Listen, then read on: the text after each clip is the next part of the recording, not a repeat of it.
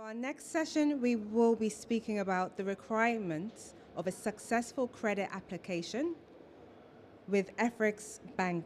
We'll be hearing from the director, Helen Brume, and the Senior Manager Bode-Harrison. Please welcome them to the stage.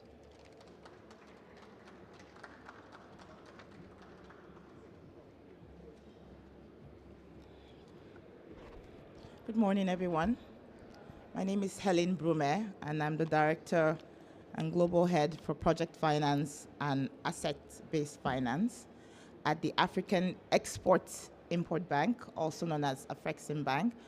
We have just 30 minutes for this, so we're going to try and maximize the use of our time.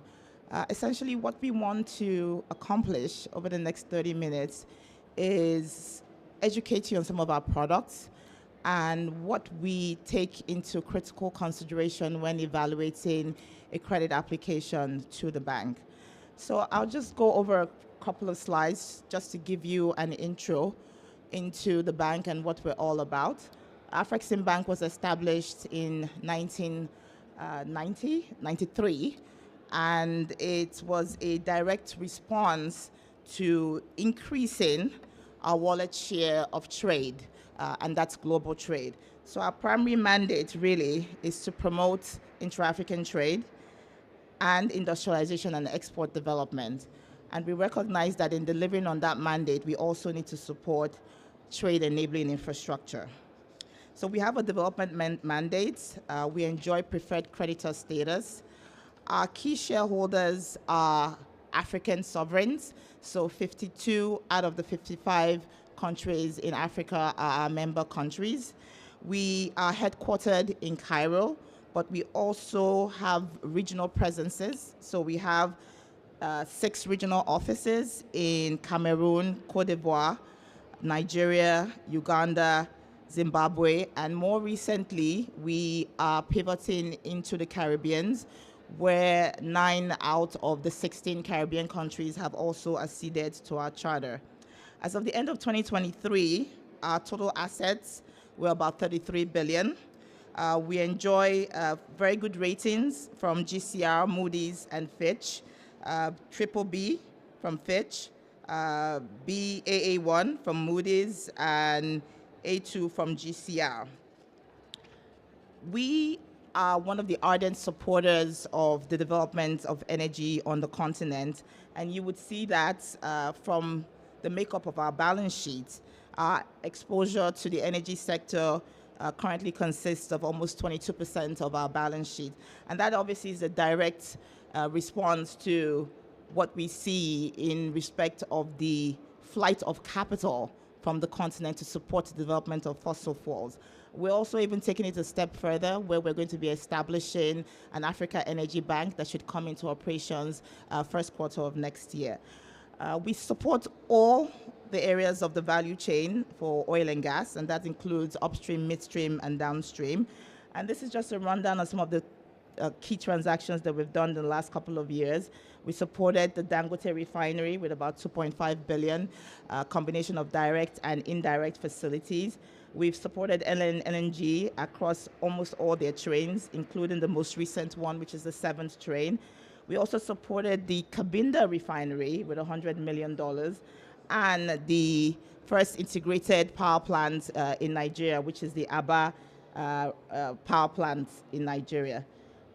I will hand over to my colleague now, who will walk you through what I discussed earlier on, which is some of the key processes and some of our bank offerings and what it takes to get through a successful credit applications with Afreximbank. Thank you very much. Thank you, Helen. So, a lot has been said during the course of the last few days about getting access to much needed liquidity for this sector. So we have here just a synopsis of the offering that Afreximbank have in this to be able to address the needs. We start from inception, advisory. Afreximbank, through its advisory and capital markets department, will coordinate the entire I'd say debt and equity raise, so the full financing structure for transactions and to help them achieve or bring them to bankability. Then we have a very important unit, the project preparation. What we identified on this journey was that a lot of projects came to our desk that were not actually ready to be financed. So in response to that, the project preparation unit was set up to help de-risk and move projects from the mid-stage to bankability. And in doing that, it is able to advance up to $3 million to support preparation, the project preparation phase. In addition to that, it also works in tandem or collaboration with other like-minded financial institutions, DFIs, that can, in effect, double that $3 million amount. Through the guarantees program, Afreximbank is able to provide unfunded risk cover for short-term, mid-term, and long-term needs. And I think what is probably most critical to yourselves is what we call the export guarantee. So this is a guarantee to the exporter of equipment coming into Africa, so let them know that you are covered when it comes to receipts of payments. The project finance, I think this is the core of what speaks to this sector. There is a lot of financing required in the oil and gas sector, and we'll speak a little bit more into that during the course of the presentation. Direct lending we do to support your typical trade finance needs. So while you are working through your project, if you have an existing facility and existing working operation, we will be able to allow you to keep that ticking through letters of credit, pre-post shipment financing, etc. But what does it take for you to get access to Afreximbank's suite of interventions? African content. One leg of your transaction needs to be fully bedded in Africa. We would typically work with about 60%. Your sponsor's ability to deliver is very key. For those who listen to the presentations over the last 2 days, we fundamentally highlighted, I think we refer to it as the stars aligning. We need the sponsors to be capable to do what they say they are looking to do. That capability starts with equity. Do you have the equity? Do you have skin in the game? Do you have the fallback, if required, when projects run into unforeseen setbacks? Financial feasibility of the project goes without saying. Like I said, the project preparatory facility would help support you in achieving that. Sector focus. We would not support a project that is working at odds with the intention and aspiration of the host country. There needs to be an alignment with the host country's energy developmental needs. And as a development bank, we have to ensure that there is development impact on what you're putting on the ground in Africa. Will it create jobs? Will it support the community? What is it contributing to the host community? Environmental standards always have to be met. These are stringent, critical, and highly important for us to consider your transactions. Documentation, it goes without saying, and of course, your host country regulatory approvals. Focusing on the energy sector now. 4 key challenges that we've seen. It's capital intensive. We've spoken to that. There are quite a number of regulatory hurdles which are different for different countries. Infrastructure deficit to support whatever it is you're putting on the ground. If it's a gas project, do you have the pipelines to run it across not just your host country? We advocate for the region, because we should be focusing now more on regional solutions, particularly as the AFCFTA breaks down the barriers between countries. Technical and market risks. We need to understand and be comfortable that there is a pure and holistic assessment of what the technical requirements are and what the market requirements are and the risks that are embedded in both. How do we address these? These are the challenges. The essential steps to structuring a deal. in Afreximbank.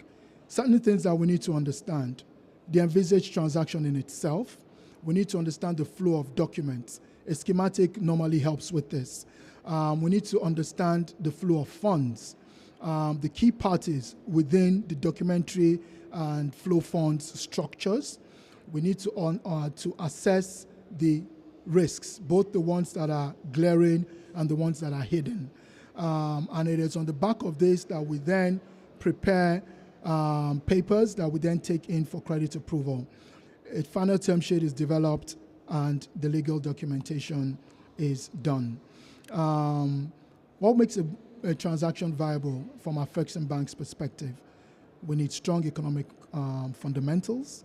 We need access, or we need to ascertain that there is access to feedstock, access to markets, and access to clients. Risk mitigation. We need to ensure that there are proper strategies put in place to address identified and hidden risks. We need the experience of the sponsors and the management team. Crucial, because in the oil and gas sector, if you do not have this experience, you are definitely bound to run into trouble. And of course, we can't end without speaking to the environmental and social responsibility, which is a responsibility we all carry for future generations. So the building blocks.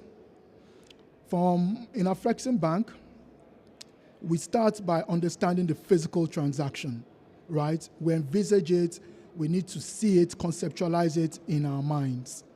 We need to understand the nature of the flow of the documents from regulatory perspective and from the various contract perspectives that come together to give the project life. We need to obviously understand the funds flow. We're a bank at the heart of it, and we need to understand where funds are going and how repayment will come back.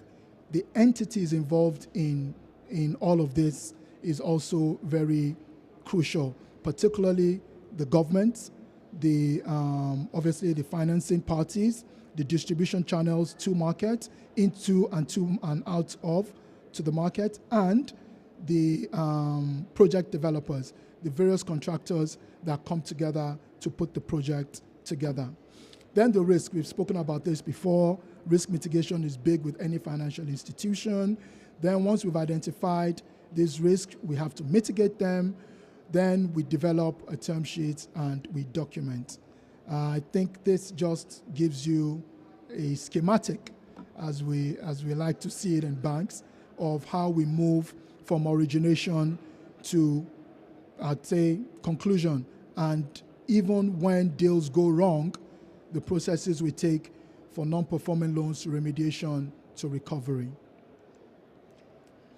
The due diligence process is critical for any bank because it is that stage where you take the concept, you have an independent party prove the concept, and you allow for all the risks that, usually the hidden ones in this case, to be addressed, and we get an independent opinion of how they can be mitigated.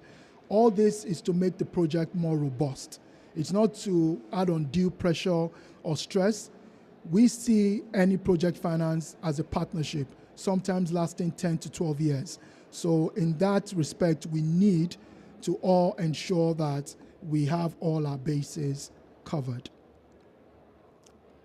Now, the due diligence process, again, you'll find that we do like things that work in a schematic. We move from the construction phase and to the operational and maintenance phase. So we have certain things that we look at on or about financial close. Our insurance is in place. This is very, very key.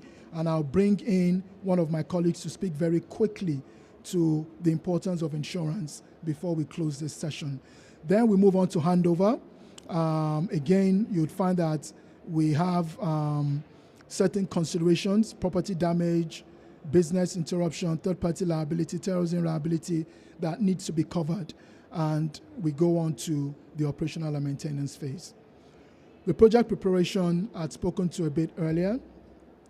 This just delves a little bit more into that because we have had many instances where projects have been presented to us and we now have to go back to this stage, which only creates delays and frustrations for more parties.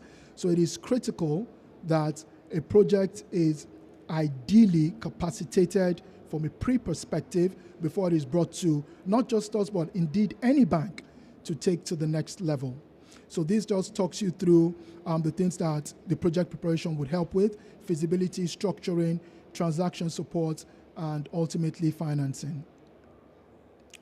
I think what I'll pick out here is the key things for us is we would look at supporting, I'd say about 70% of this this project preparation costs, and up to a maximum of 3 million.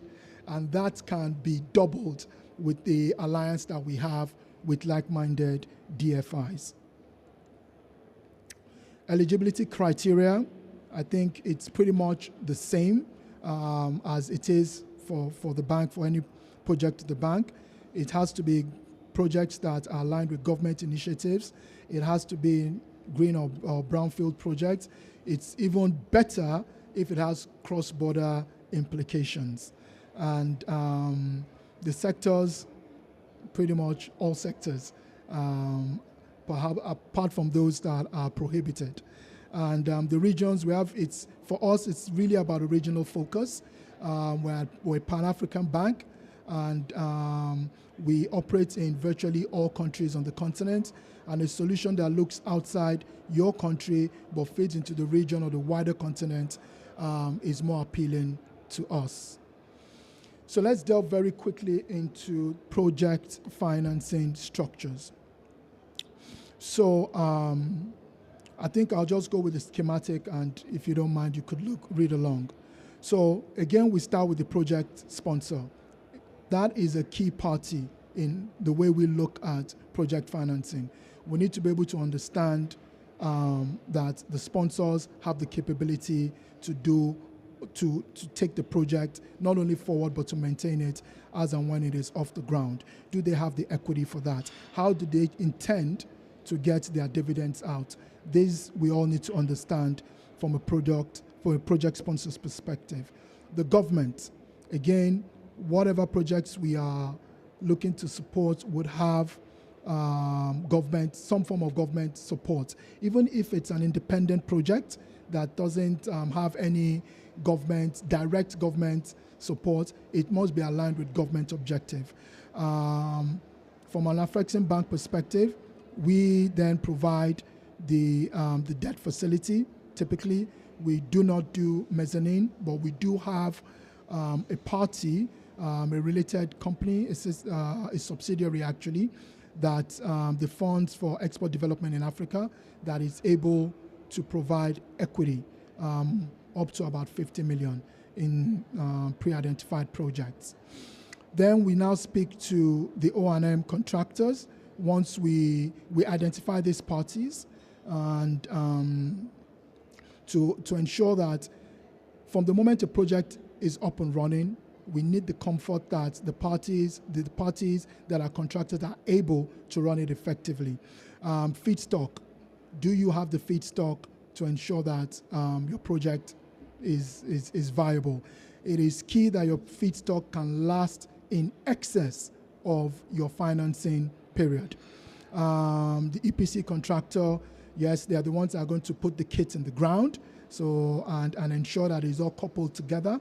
The procurement authority or the off-taker, we need to ensure there's access to market, be it local, regional, or international. And again, the project insurances, we need to ensure that we have adequate insurances in place. We typically finance on a debt-to-equity ratio of 70-30, and we have certain requirements from the sponsors. I think we have some of that listed in there. And I think I want to speak particularly to the key documents, because again, this is where some projects tend to have some early stage issues. Do you have the permits and licenses? This is very critical. Do you have the contracts and the commercial information of the counterparties that you're bringing together? Are they credible? The feasibility, we've spoken to the economic studies to ensure that what you're looking to put on the ground actually will deliver. And do you have the reserves? Do you have the asset-specific reports? These are all key documents that form the initial suite of documents that would allow us drive, the potential financing of any project. Then, of course, we would have these all due diligence from a legal, commercial, insurance, technical, and environmental perspective. Now, we all know that energy projects are large in nature. While we may have a $35 billion balance sheet, we are still constrained by single obligor limits like any other financial institution. But that hasn't stopped us from supporting the sector. I think in the past 20, 30 years, Afreximbank has facilitated the funding of circa 70 billion of energy project financing on the continent. This is during the time of our current president, Benedict Orama. How have we done this? Not that we ourselves have put 70 billion on the table, but we have worked with parties to deliver at least 70 billion on the continent. And how have we done that? Through our syndication desk. So what we're saying here essentially is we have the capabilities to crowd in, to use our convening power to bring in financial institutions to support your energy projects and transactions. So we do this by, we are very integral in the arranging of the facility. So we know what the market wants and we tailor it to how to deliver it to them. And once we've done that packaging, we book run. We speak with virtually every financial institution that has an inkling, just a little bit of interest in Africa. We have their contacts and we speak to them. And over time, we've developed a relationship where we know who will be interested in doing what. And once that is done, we have a world-class facility agency team that we hand it over to then bring all the financial institutions across the line to signing of the documentation. So just speaking a little bit more to the syndication value proposition. So we do that from the perspective of a primary syndication where we bring the parties together. Sometimes we do what we refer to as the heavy lifting. We underwrite certain projects and we then distribute later. And the reason for that is we want to be quick to market in some instances. We identify the urgency to get to market. We appreciate and understand the project. We are comfortable, which is why all those other steps before are critical. So if Afreximbank is comfortable, we can take the view to underwrite a facility, it could be the whole debt or part of it, to allow you deliver on time, and then we go back and we speak to our financing partners. So that second point for secondary syndication is really critical. And in other instances, we then deal with bespoke de-risking. And what do we mean by that? We sometimes package our facilities in a manner that we can then wrap it with certain type of risk mitigants, insurances, guarantees, etc., and then sell it to institutional investors, all in a bid to get your project to market on time. And that is why, as at the end of 2023, Afreximbank has been the leading arranging bank on the continent, the leading book running bank on the continent, and I spoke about our world-class agency team. They've also been the #1 leader on the continent. So before I close out, I'll ask my colleague to just come and speak a few minutes, one or two, before we take any questions on the insurance aspect. Thank you. Thank you, Jide. Just 2 minutes, don't worry. So I think when Jide was speaking, he made very clear the suite of insurances that you need when you're doing a project financing. But what I wanted to do was give you an overview of how Afrexim has created this opportunity for you to be able to buy those products or get those insurance programs through our subsidiary called Afrexinsure. Now, Afrexinsure is an insurance manager licensed out of Mauritius.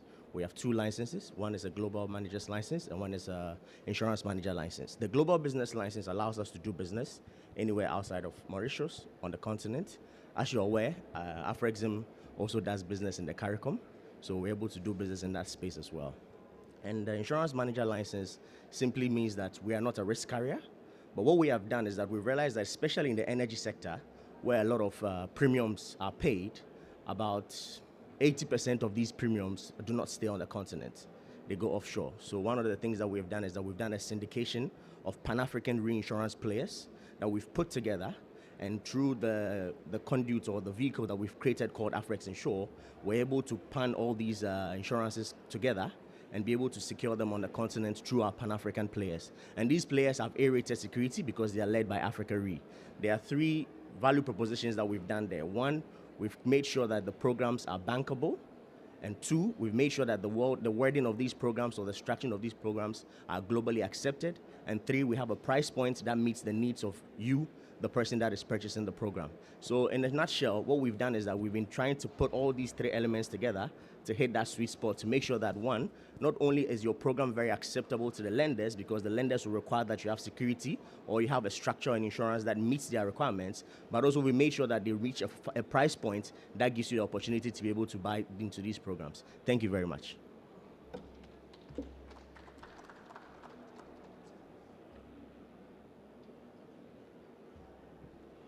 All right, if there are any questions for us?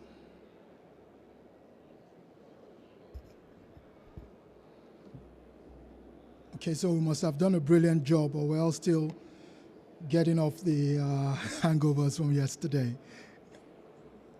Okay. So we do have a stand just out here on the floor where members of the team will be. We'll be here till tomorrow. So please feel free to stop by. And if you have any questions, we can happily address it. Thank you. Thank you.